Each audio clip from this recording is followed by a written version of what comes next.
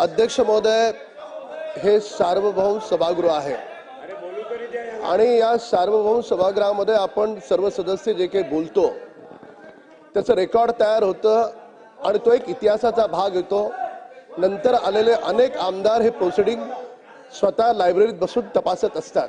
अध्यक्ष महोदय, महाराष्ट्राच्या समोर आणि देशाच्या समोर एक सत्य जाण्याची आवश्यकता आहे की ज्या वेळेस या महाराष्ट्रात श्रीमान उद्धव ठाकरे यांचं सरकार होतं आणि त्यावेळेस सुशांत सिंग राजपूत याचा मृत्यू झाला आणि नंतर ते सगळं प्रकरण देशानं पाहिलं अध्यक्ष महोदय। आणि तो कोविडचा काळ सुरू होता आणि कोविडच्या काळात सुशांत सिंग राजपूत आणि सुशांत सिंग राजपूतच्या बाबतीत त्याची जी प्रेयसी होती रिया चतुर्वेदी, तिच्या बाबतीत काही उभाटाचे नेते प्रवक्ता म्हणून बोलत होते, तेही देशानं पाहिलं। माझा मुद्दा तो नाहीये, मी कोणावर आरोप करत नाही। अध्यक्ष महोदय, ही वस्तुस्थिती कशी नाकारता येईल की सुशांत सिंग राजपूत ज्या फ्लॅटमध्ये त्याचा मृत्यू झाला तो फ्लॅट चौकशीसाठी ताब्यात ठेवला पाहिजे। तो फ्लॅट उद्धव ठाकरे सरकारनं घाई गडबडीत मूळ मालकाला परत केला। अध्यक्ष महोदय, एवढंच झालं नाही, त्या फ्लॅटला 68 दिवसात परत दिला। त्या फ्लॅट मधलं सगळं फर्निचर काढलं गेलं, त्या फ्लॅटला रंगरंगोटी केली गेली। काय कारण? त्यांना पुरावे मिटवायचे होते, त्यांना पुरावे नष्ट करायचे होते।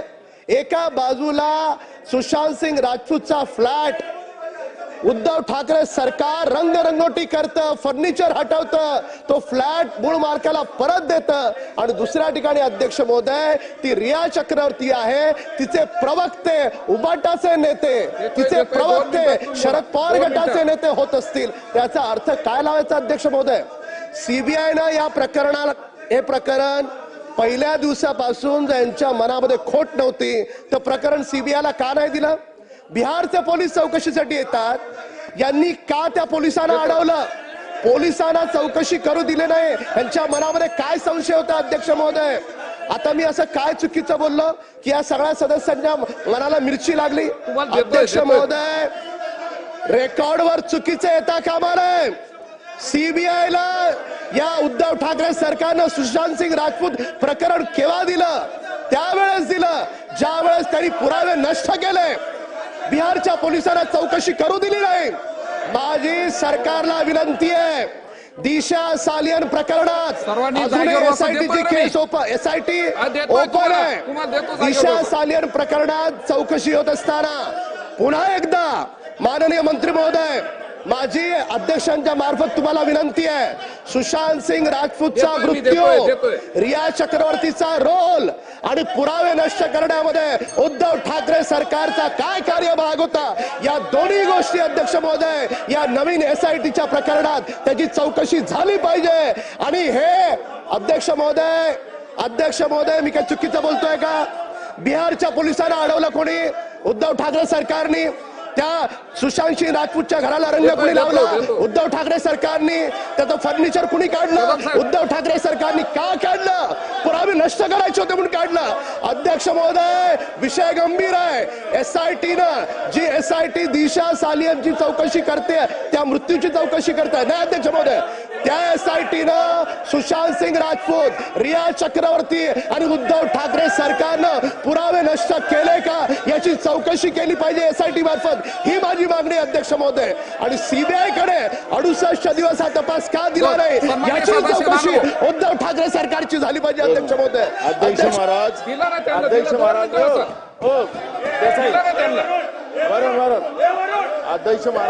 अध्यक्ष महाराज आपल्या सभागृहामध्ये संविधानावर आपण चर्चा करतोय। 75 वर्ष आपल्याला संविधान प्राप्त होऊन आपण तो संविधान दिवस आपण साजरा करतोय।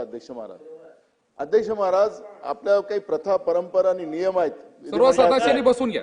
बस विधिमंडळात आपल्या प्रथा परंपरा नियम आहे, हे सभागृह प्रथा परंपरा नियमानं चालतं। कुठल्याही सदस्याचं नाव घ्यायचं असेल अध्यक्ष महाराज त्याला नोटीस द्यावं लागतं आपल्याला। मला बोलू द्या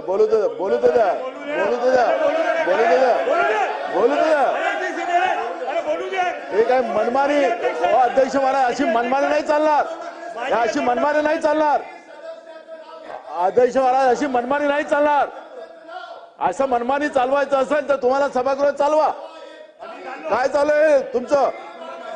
म्हणजे तुम्हाला नियमानी अध्यक्ष अध्यक्ष महाराज मला बोलू तर द्या. अध्यक्ष महाराज, आपली प्रथा आणि परंपरा आहे, नियम आहेत.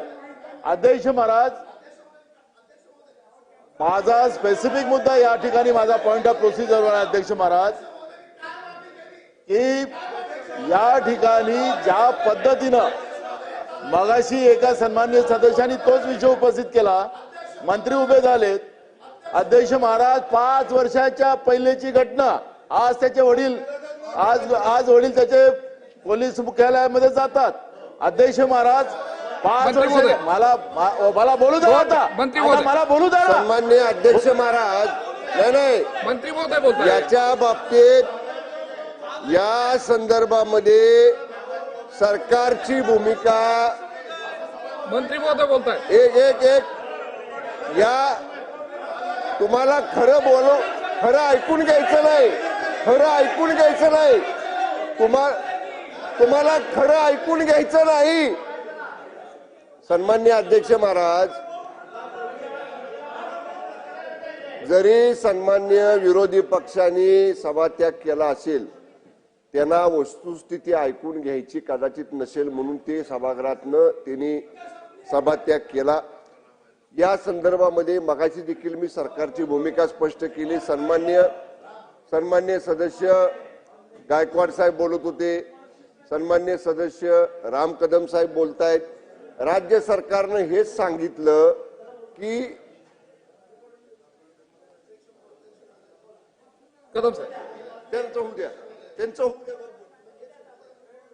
अध्यक्ष महोदय, माझं प्रामाणिक म्हणणं एवढंच आहे की जसं दिशा सालियनच्या वडिलांना दहशत दाखवून तिच्या वडिलांना पुढे येऊ दिलं नाही, तसं सुशांत सिंग राजपूतच्या बाबतीतही घडलं असेल, तसं सेम रिया चक्रवर्तीच्या बाबतीतही घडलं असेल.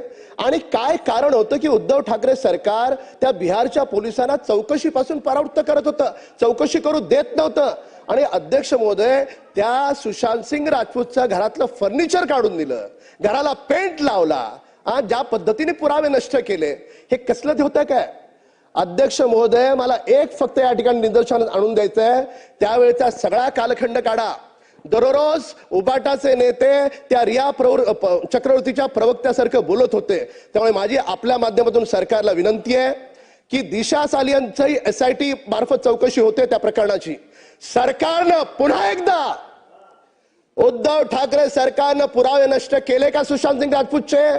त्याचा खरा गुन्हेगार कोण, खरा दोषी कोण, याची चौकशी पुन्हा नव्यानं सुरू केली पाहिजे, ही आपल्या माध्यमातून माझी मागणी आहे. आणि माननीय मंत्री महोदयाने याचं उत्तर द्यावं.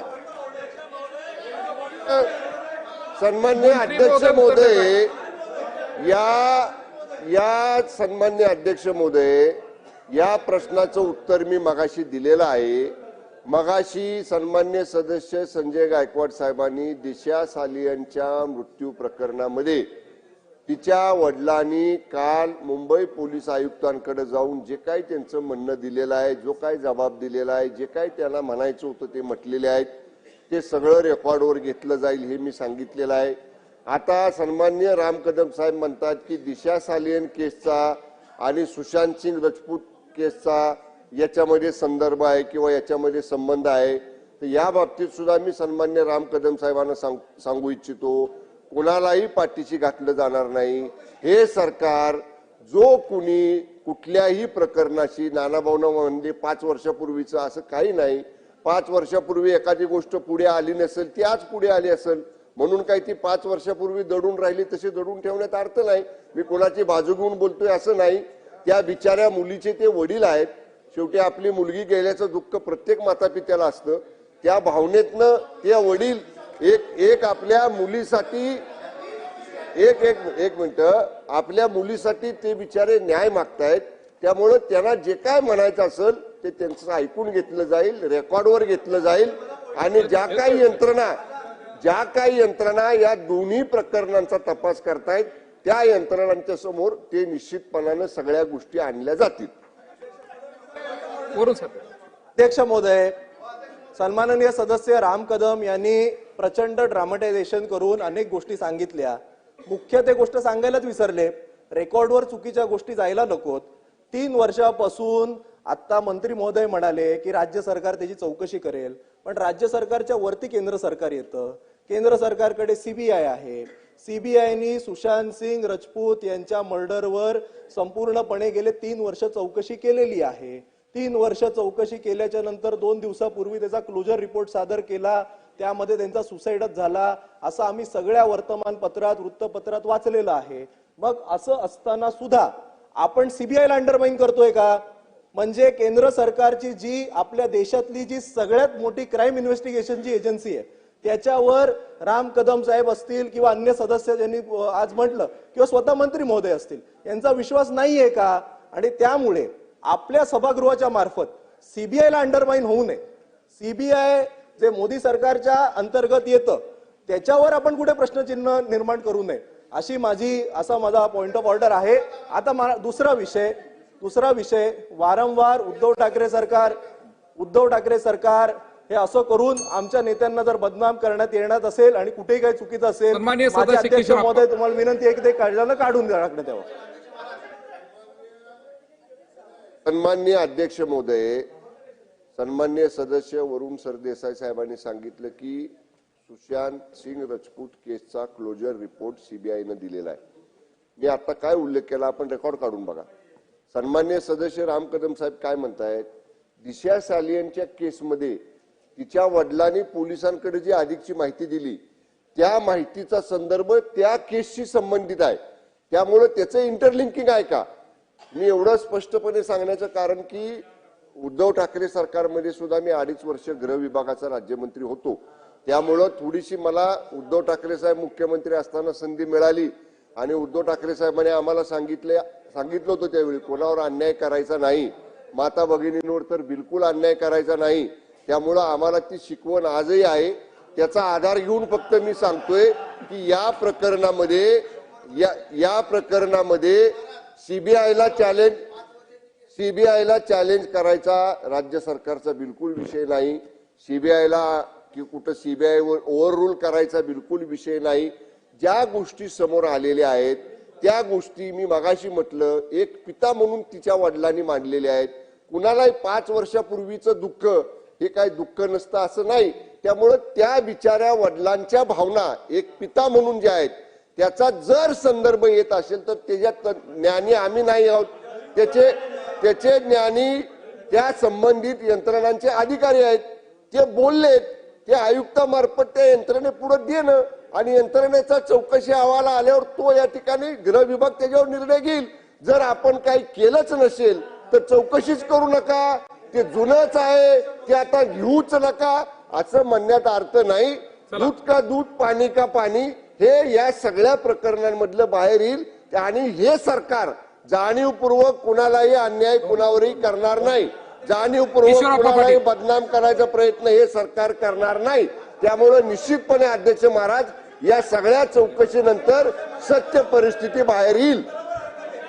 अध्यक्ष महोदय 2 मिनिटं देतोय. माझा एक जळगाव जिल्ह्यातल्या तमाम शेतकरी बांधवांच्या संदर्भातला एक विषय आहे की जळगाव जिल्ह्यामध्ये आपल्या युतीच्या अध्यक्ष महोदय हा विषय चालून राहून दे. अध्यक्ष महोदय आपल्या सभागृहाच्या एका तरुण सदस्याने सीबीआयच्या संदर्भात एक मुद्दा इथे उपस्थित केला. अध्यक्ष महोदय चुकीच्या गोष्टी रेकॉर्डवर जाऊ नये म्हणून मुद्दा म्हणून उठलेलो आहे.